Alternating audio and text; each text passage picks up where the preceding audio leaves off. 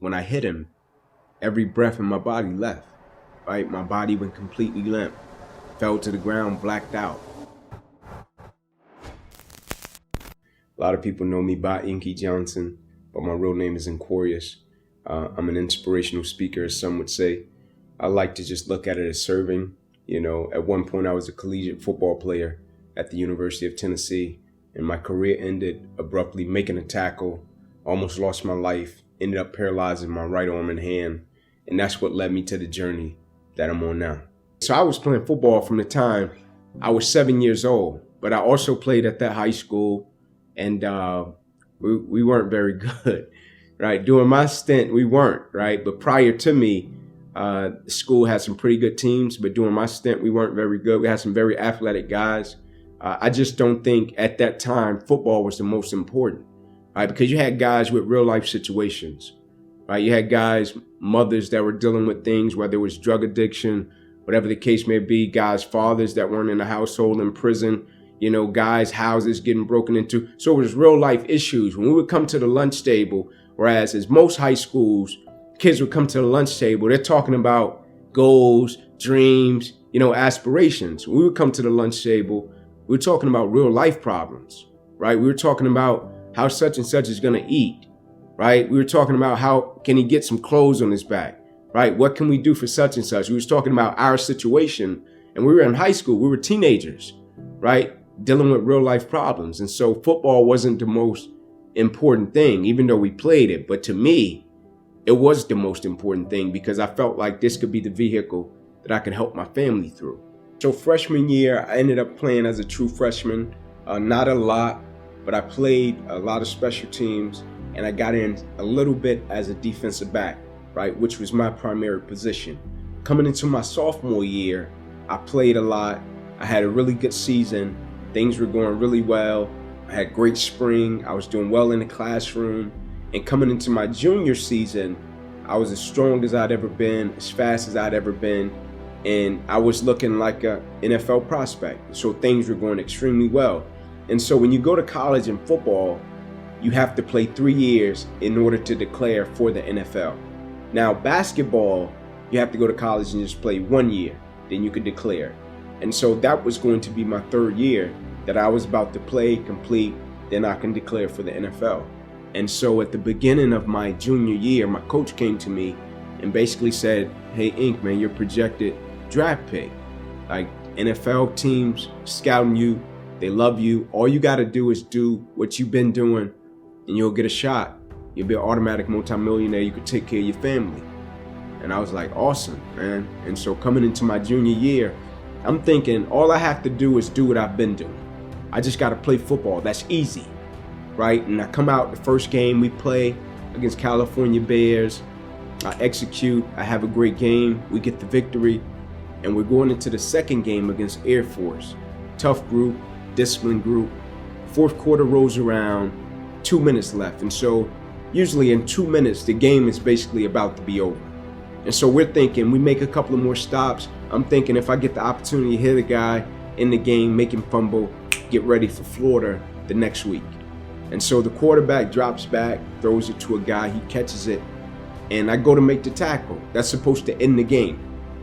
And as soon as I hit him, right, something different happened that never happened to me before in my life, right? My body goes completely limp.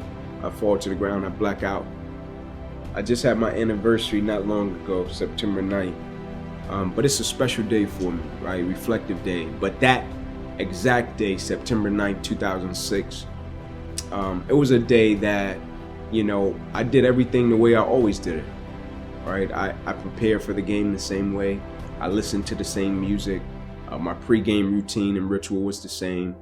And in that game, when I went to make that tackle, I went at it the way that I always went at a tackle.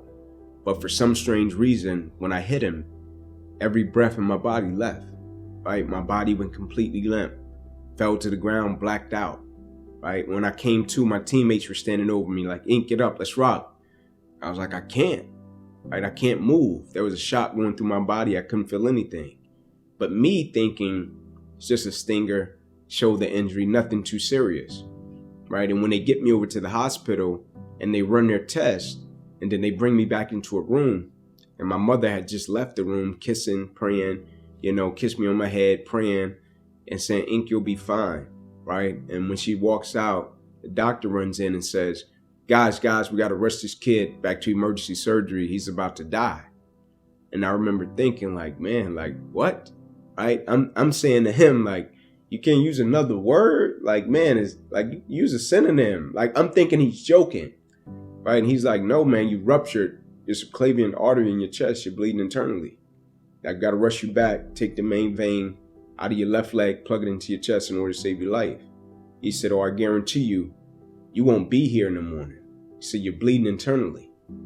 And so the next morning I woke up, I was grateful that I was still alive, right? And I think because of the seriousness of the situation, right, it made me view football in a micro way in terms of I love the game, right? It hurt that my career ended, right? It hurt it, right? But I was there. My life was spared. Like if they didn't catch that my artery had busted and I was bleeding internally, I could have went to sleep that night and the next morning, the title on the newspaper would have been different. It wouldn't have been Inky Johnson suffered possibly career-ending injury. It would have been Inky Johnson lost his life last night from a tackle made in the game. And so it made me view it differently, even though I had a long road of rehabilitation for my arm ahead of me. My grandmother used to say something to me all the time, and I think it's so true. And she would say to me, Inky, either somebody is in the midst of adversity or just came out of adversity, or it won't be long before they head into adversity. So you need to be prepared either way. And so we all go through adversity, opposition. I think that's the thing that makes us all in common as people, right? No matter if you're from London, Atlanta, Florida, California, New York, like we're all going to go through something at some point or phase in our life, right? And as cliche as it sounds, when a quote says, it's never about what happens to you, it's about how you respond to it. That's very true, right? But in the same sense, I think what's most important is when we go through something, what's the perspective that we have of it, right? Because for most people, when you go through something, the person's natural perspective is, okay, what did I lose, right? What happened to me? Like I took a loss, right? People never look at it and say, okay, man, tell me what did you gain, right? Even though I know it hurt, you didn't want to go through it, but look at it in a way to where you can say, what's the lesson in this, right? What would you say life is trying to teach you from dealing with this? And so when I went through it, my perspective was, okay, what can I extract from it to apply to other areas and aspects of my life that I feel can help other people? And I firmly believe the quicker you can shift your perspective from yourself to others when you're in the midst of adversity, the quicker you'll get through it, right? Martin Luther King has a quote that says, life's most persistent and urgent question is, what are you doing to help other people? Now, I'm not telling you to not acknowledge your pain. I'm not saying that. I'm not telling you not to say, man, I'm going through this and it's hard. I'm not saying that. I'm saying when you go through it, look at it, step back from the picture and say, okay, I'm dealing with this. 9 out of 10 times, there's somebody else that's either dealt with it or they're going to deal with something similar to this. And if I deal with it in the right way, I can use it to add value to lives of other people. The funny thing was, I had never heard of the injury that I suffered. Never heard of it. When I went through it, I met probably 10 guys years after that had been going through it, that I could talk to at different stages and phases in the process and say, hey man, Ink, how did you deal with this? How did you deal with this? When they told you this, how did you accept that, right? How did you process that? And I was like, bingo, this is how I got through it. This is how I dealt with it, right? But I had to shift my perspective from why me to why not me? I wouldn't change a thing, right? And the reason that I wouldn't change it, a lot of times I think people think that the reason I say I wouldn't change it, it has just something to do with me, right? And it does to a certain extent because my perspective changed, right? The man that I now am, I think is as a result of my injury and the things that I've been through, right? The whole process of it, right? From rehabilitation to accepting the injury, to learning how to do things with my left hand, the whole process of it.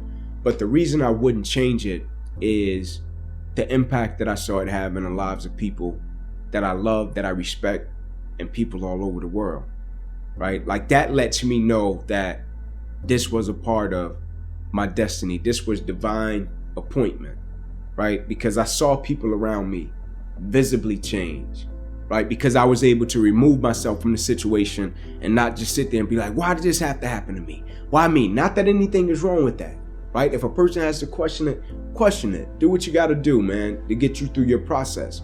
But in terms of me dealing with it, right? When I was able to remove myself from the situation, step back and started to view how what I was going through affected other people for the better, right? Their lives improved as a result of it. And so if I go back and say, I'll change it, I would have to be thinking only about me and my selfish ambition of making it to the NFL. And the reason that I wouldn't change it is because of not only the impact that this had on my life, the reason I wouldn't change it is because of the impact that it had on people's lives that were interconnected to me, both directly and indirectly. Hey, how you doing, guys? Inky Johnson here. Just got done, man, doing an interview with my guys, the Mulliganbrothers.